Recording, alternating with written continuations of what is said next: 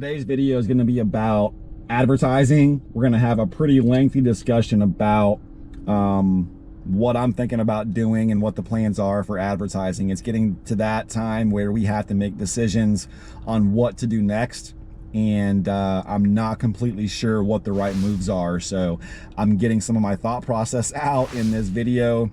We're going to go to an estate sale. Really, it was a garage sale at a massive house. And we go on one private pick, and we do buy one pretty cool item. So let's jump to it. Let's get to the episode. Let's go, guys. I'm Eric, and at the age of 40, I walked away from a corporate desk job with all the benefits you could ever ask for, and decided to roll the dice, bet on myself, and start a resale company. I buy storage lockers. Let's see what this is. Oh, it's signed. I go to live auctions. $30, $30, $25, $30. I go on private picks. Quite a bit of stuff. And so much more. So come along for the ride as I build this resale company from the ground up. And now, let's get to another episode of Reliable. I'm going to talk a little bit about advertising right now and what to do in this sort of interim time. So the ads that I have up with, excuse me, with that advertising company, they were, it's going to be 3 months here in about a week and a half or so. The guy reached out to me a couple days ago last week and asked me if I wanted to renew them, kind of laughably. After all the crap, after all the lies and the games that you know, this account rep pulled, he had the audacity to reach out and say, hey, you want to renew? So of course we said no, we're not going to renew with this company, and there's just too many other places that we can advertise. I mean, there's another company that we can do the exact same thing with. It's just a different company. But anyway, I don't know if it makes sense to keep doing those ads. So what I did initially was I didn't know where to advertise. I didn't know what to do. So I put up one bench, right? And I got really lucky, and the toy guy seen it and called me, and you know, the rest has basically been history, I guess, if you will, for that. So essentially what I did is I just cast a line out into the ocean, one line, and I got really lucky that a whale took the bait, right, and bit. So I immediately then went and cast 8 other lines, right? And I've caught some fish, but we haven't caught another whale by any stretch of the imagination. I mean, we've caught some decent sized fish, but nothing like what we had with the toy man. So I don't know. And frankly, we haven't made all of our money back from the ads we put up this second go around.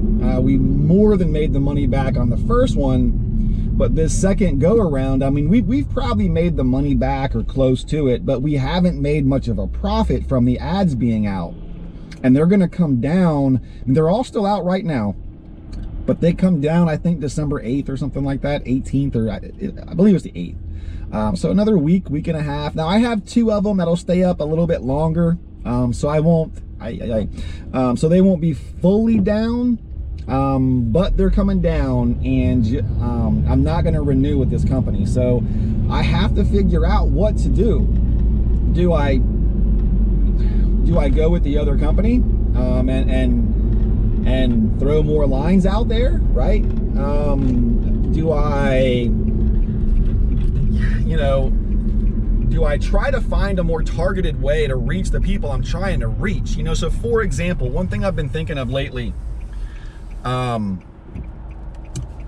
is to try to figure out how to get my business inserted some way, shape, or form into like retirement communities, right? And you know, if they're having, you know, if they have a newsletter or something that goes around, or, you know, just a bingo night or, you know, something at the retirement home, you know, can I put an ad in there somehow, some way, you know, just a better, and I don't even know if that specifically makes sense. It's just it's just something I'm thinking of, just a more targeted way, because right now what I'm doing is it's guerrilla advertising. I mean, it's literally, you're just shouting into the wind hoping somebody hears you that needs your services. You're not targeting the specific groups of people that you're trying to target. I've tried the mailers through the post office, the EDDM mailers that you guys have seen me do, and it's been, you know, hit or miss. I mean, I haven't made the money back from that advertising. I've gotten a few phone calls, but they haven't led to anything. And you know, I guess there is no guarantee that you're going to spend money on advertising and see a 2x or 3x or 10x return, even though, you know, the salespeople can tell you things, right? But there is no guarantee.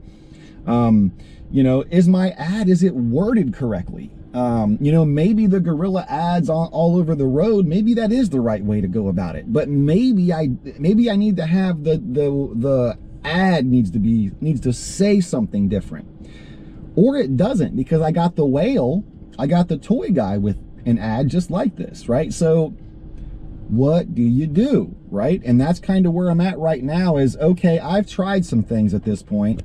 This isn't me saying, okay, well, let me put a park bench up and see how that works. This isn't me saying, hey, let me try some EDDM stuff. Let me see how that works.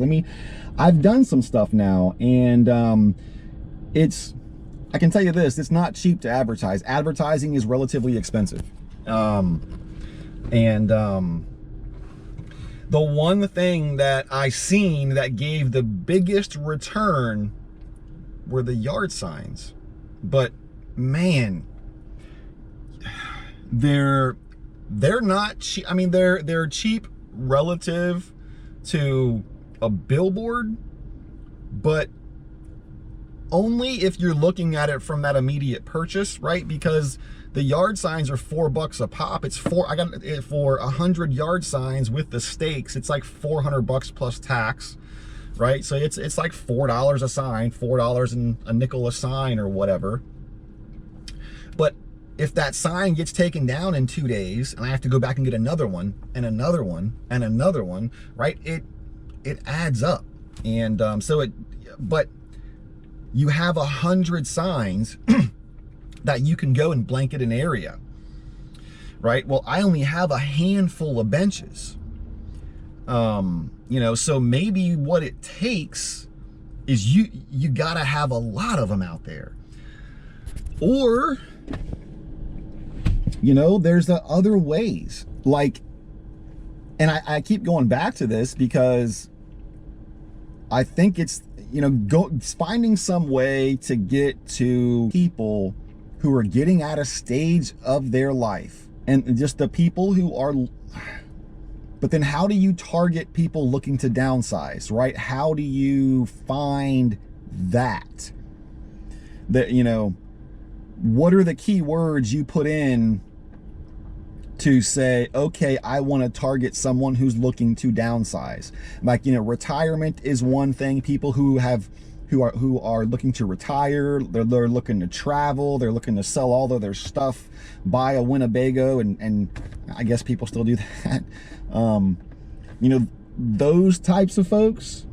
And you know, so how do you find those people and get your business name and your services and the fact that you buy stuff out to them? How do you do that?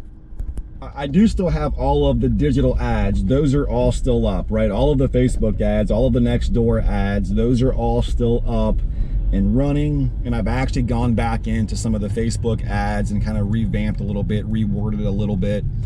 You can have multiple different versions of your ad that they run for you, and it's pretty nice how Facebook has their advertising set up. You can kind of really see the big brother nature of, you know, how they're packaging all of this stuff and how they're making money off of our data. But anyway, so those are still up, those are still running, and but you know, do I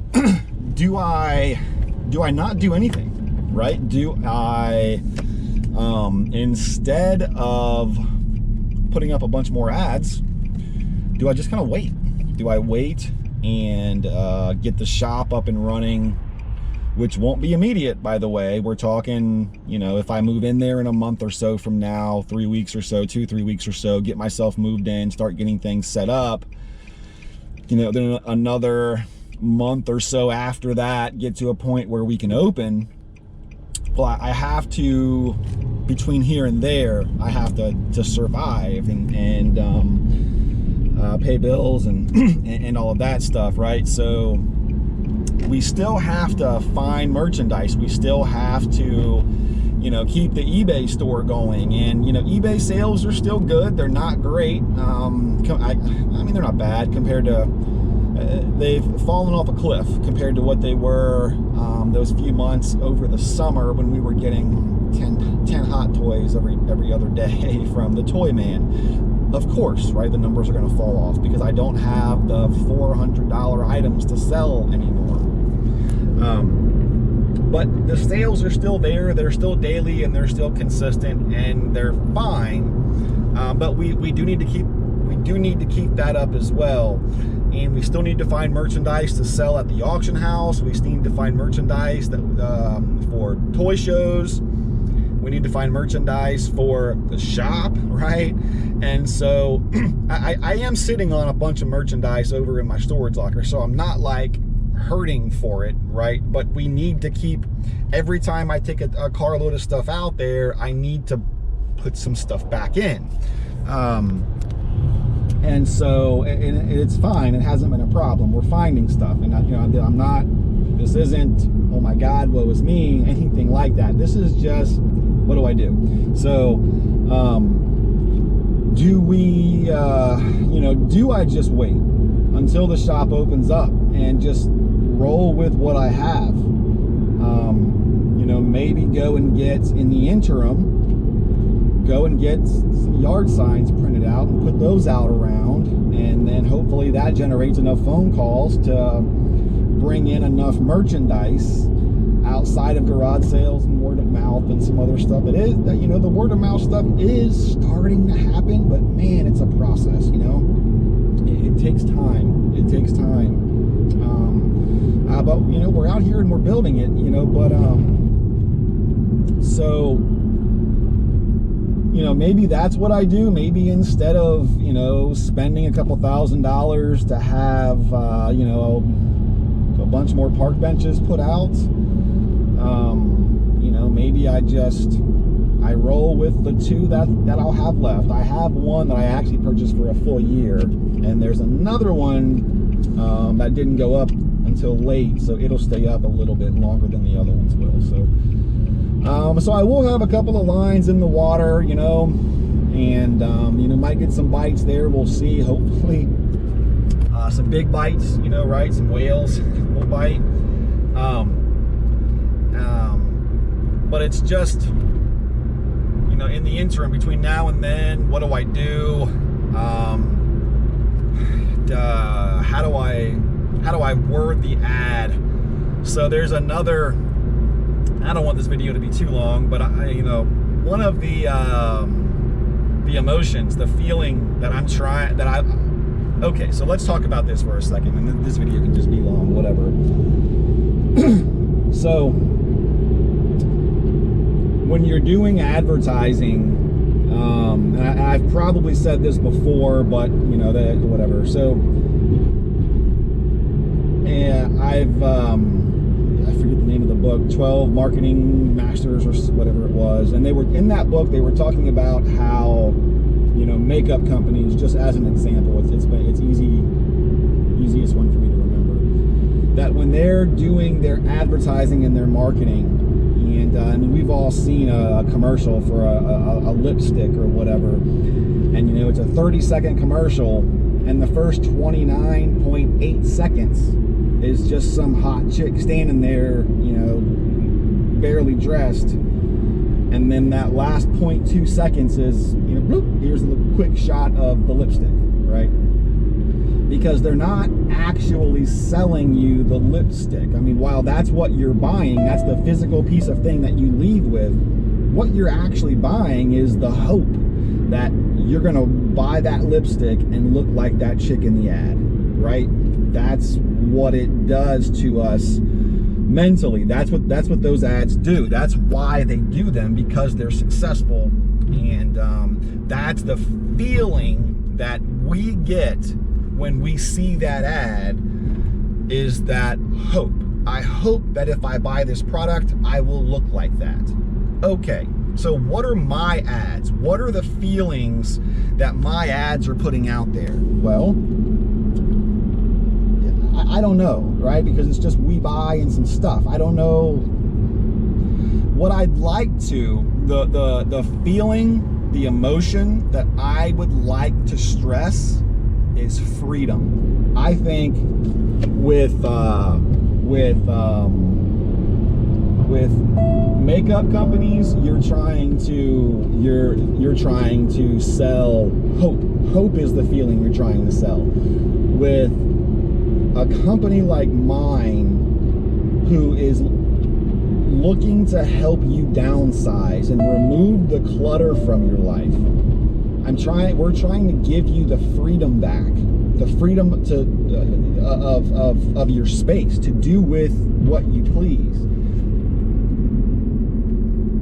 So how do you package freedom and the removal of the clutter from your life? How do you do that, right? Whew, man, I don't I don't know. And I don't know if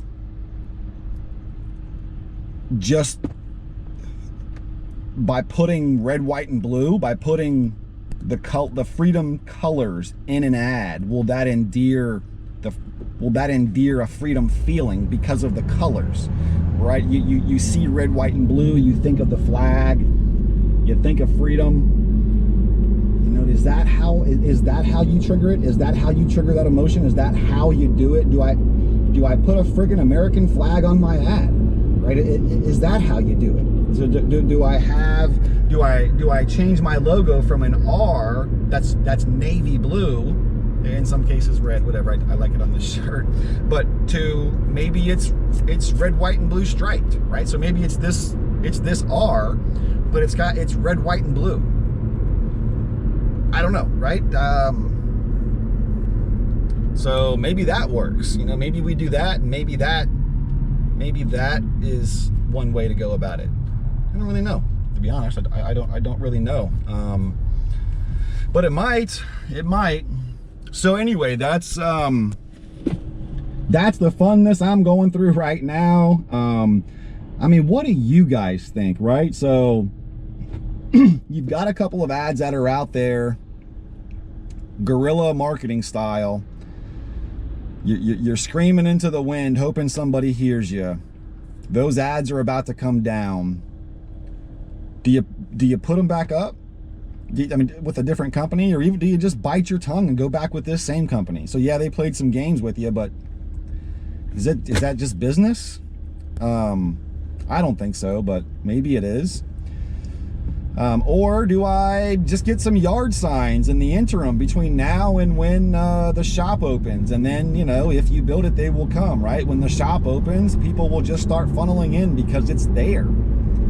And we buy stuff, and people see that you buy stuff, and okay, they'll start, like the neighbor, the guy who I told him I'm about to open a buy, sell, trade shop right here, and he was like, well, I've got 3 storage lockers full of car parts. Okay, right?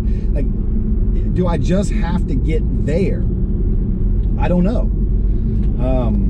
What I do know for a fact is I do need to keep getting inventory. I do need to keep getting stuff to sell on eBay. I do need to keep getting stuff to take out to the auction house.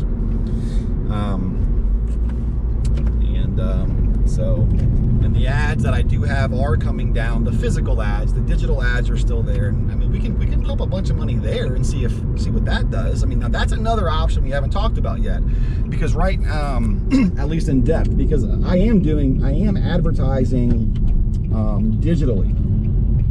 However, we're only doing it sort of minimally, right? I'm only spending about $100 a month across the board between Nextdoor and Facebook on digital ads. I mean, I could really ramp that up. maybe that's what we do. Maybe we really ramp up the Facebook and the Nextdoor ads for a month and just try that instead of park benches. I don't know. What do you think, right? So you're me, you're sitting here, you've done what you've done, you've heard what I've told you, you've seen the videos, so you've seen, or if you haven't, go watch them. But you've watched the progress, you've seen me advertise, you've seen the stuff I've bought. I tell you when I get it from an ad or I get it from a garage sale, so you kind of have an idea. Would you put more benches out?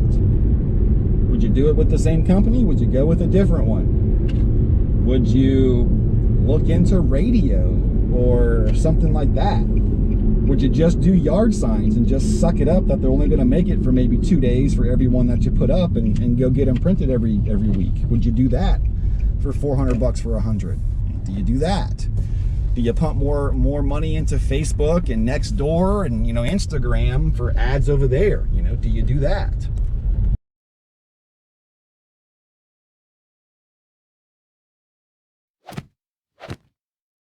So here's this garage sale. Check out what we're driving up into. Let's go see what kind of garage sale they're having. Let's do it. This place is huge. I legitimately don't know that I've ever been in a house this big before. Like, look at this place. Look at the size of this house.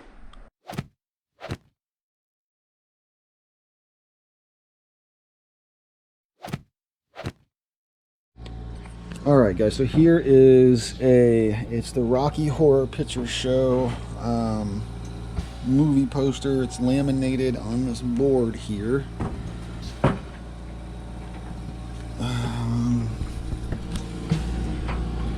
Here is the Beatles or the Rolling Stones.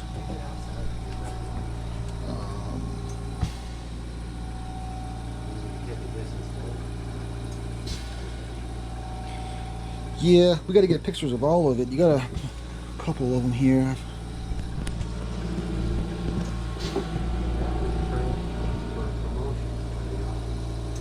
Okay. You guys heard them. This was print for a promotion for Sticky Fingers. Let's see the date down there, but okay. And what was this one here? The Rolling Stones one? You said that was a movie poster. A movie poster. Okay. Okay.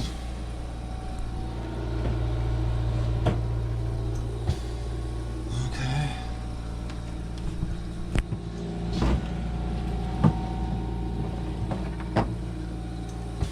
That one was from the inside of Let It Bleed. Okay. Okay, gotcha. Okay, I see. Okay. Okay. Here's a Zeppelin poster. That's when they reformed it. Like one concert in the Okay. 95. All right, so just left Michael's. We bought one Beatles figurine set thing. Paid $100 for it. I'll show you guys. He's got a bunch of cool stuff, but he's not giving it away, right? It's not cheap. He's not just liquidating stuff. He's got a bunch of like Beatles records, LPs, Rolling Stones LPs, Bob Dylan, stuff like that. And they're like $20 a record. But we might be able to massage it if we buy all of it. He has a ton of electronics in there. He's got a bunch of turntables and, so we might be able to parlay it into, a bulk deal where we buy a lot of stuff from him. And then maybe that way we can get the price, down a little bit to where it's a little more realistic for us to buy it, you know. He did say, that he sort of asked me if, well, would you help me sell some stuff on eBay? It's just like, oh man, sure, I'll show you some basics, right? I'll show you how eBay works. I don't mind helping you out. So I showed him the app and everything like that, but so anyway, so we bought the one Beatles figure. Well, it's a 4-figure set. It looks to be worth, maybe 200 bucks. We gave him 100 for it just to buy something, right? And so we have that, and we're going to give him a call back. He said he wants to get out. There's 3 turntables he has, so he wants to get them out, test them, make sure they work, and we'll see about maybe packaging up all of the vinyl records. He said he has another 100 or so somewhere, like Fleetwood Mac type, type vinyl, the same kind of stuff we just bought relatively recently, actually. And so we're gonna call him back on Friday. So today is Sunday, so we're gonna give it a week, and on Friday we'll call him back and see if maybe he's ready for us to come over and hopefully with a realistic price per LP, and just buy all of them and buy all of the turntables as well. This is all stuff I'm buying with anticipation for the shop, for the store. I think LPs will do okay, just based on what I've seen out of Webster and stuff like that. So anyway, so let me get home and I'll show you the Beatles thing that we bought. Okay guys, so here's what we got today from that garage sale, or I guess estate sale, or whatever it was, right? So we got this calculator. We paid 20 bucks for it. We listed it, and it's already sold. This thing sold, within 10 minutes of me having it up and listed.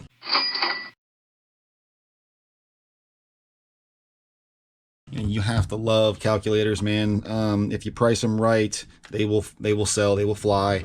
This thing works fine. There's no it is a little, got some scratches on it and stuff like that, but it works fine, and it has the cover here.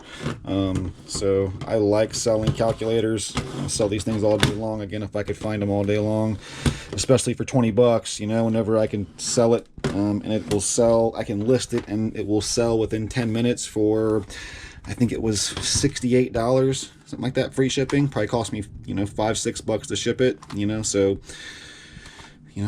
turn 20 bucks into 60, or, I'll probably, we'll pocket around, after eBay fees, about 35 bucks or so. I'll take that all day long. And then guys, check this out, right? Isn't this kind of cool? This is, let me show you here on the bottom. So 1991 Apple Core Limited. Okay, you guys can hopefully see that, hopefully. Well, if you can't, just trust me. It says 1991 Apple Core Limited, all rights reserved, worldwide, blah, blah, blah, blah, blah. Okay, so it's complete. They have all of the accessories, all of the microphone stands are there on those two. This one didn't have one initially. They all have their guitars. And then back here on the drums are all intact. Now it needs to be cleaned up, but I mean, you can see how flimsy it is, right? And it's completely intact. It's not bent in any way, shape, or form. Dude has both of his drumsticks. They're not cracked at all. It's just, and I mean, you can see if I touch it, it kind of wiggles a little bit. So for it to be in this good of condition, it's kind of amazing, it's in really good shape. None of the fingers are broken anywhere. Kelly May, let's not change that, please, sweetheart. Anyway, we paid $100 for it, right? And I seen one that had it was sold for $217. And then as I got home and I was scrolling through, I seen some other ones that had sold for much more than that. So anyway,